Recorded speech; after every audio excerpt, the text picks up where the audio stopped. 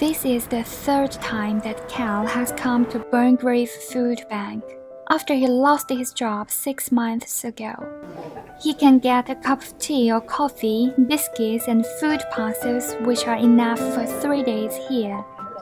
Cal got married this year and is expecting his first child on the 20th of December. But both unemployment and benefits cuts have put him into a difficult situation.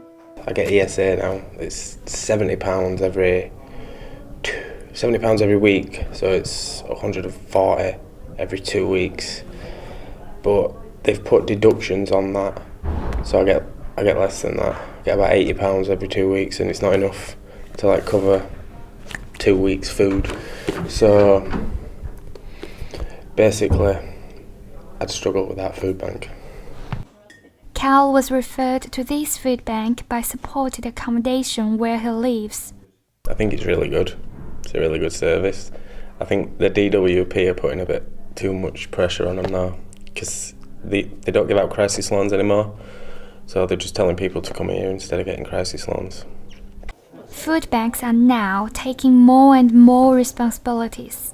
There's been a very rapid increase in food poverty in the UK associated with the economic recession and, at least for some critics of government policy, associated with cuts to benefits among poorer people. So in Sheffield specifically, the number of food banks has doubled in the last year, with very large numbers of people now seeking support for food supplies, not from the state, but from charities and voluntary organisations. There are 15 food banks in Sheffield now, and 345 food banks have been founded by the Trust across the country. The number of food bank users has increased tenfold from 2009. Rachel is a college student. After giving birth to her son on the 21st of March, she felt greater responsibility. Helping myself out more, looking out for my son and his dad. She is quite grateful for what food banks have done for her family. We don't have to ask family to borrow money or our neighbours or something. We can just come here and they help us. This is the 5th time that Richard has used this food bank. Basically, I was homeless after coming out of jail, basically, so I became homeless and basically I've not got a lot of money, so but any time I'm in a wreck, basically, I'll come down here and use them. With a rapid increase of users, Burngreave Food Bank is facing serious challenges. Well, just at the moment we're fairly short of food, but that's because it's nearly time to do the next supermarket collection.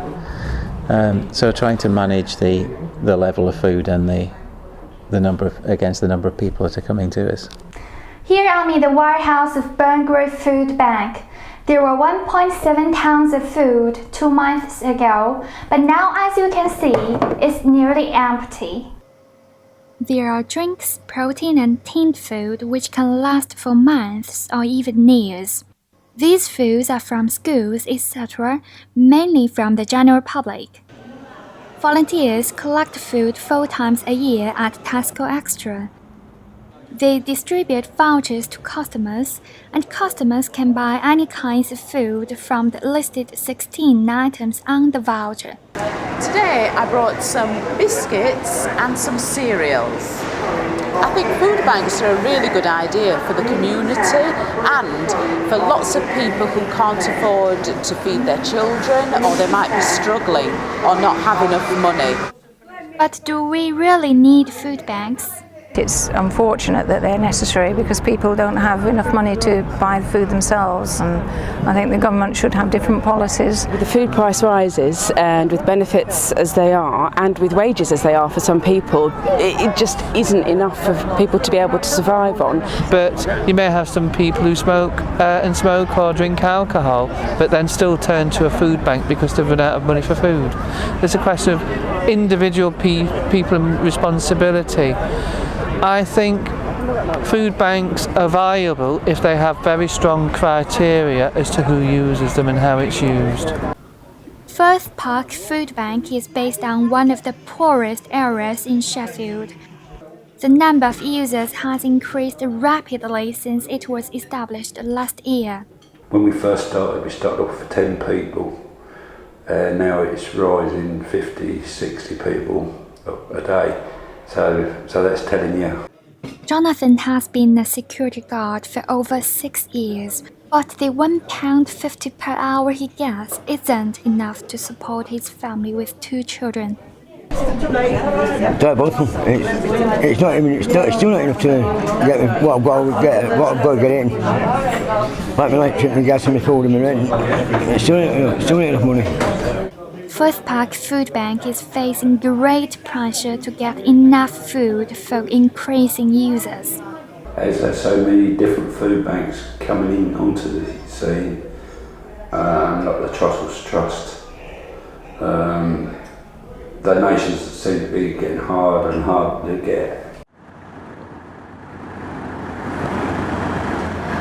Forwell Food Bank is in St. Cuthbert Church. It provides emergency help to users.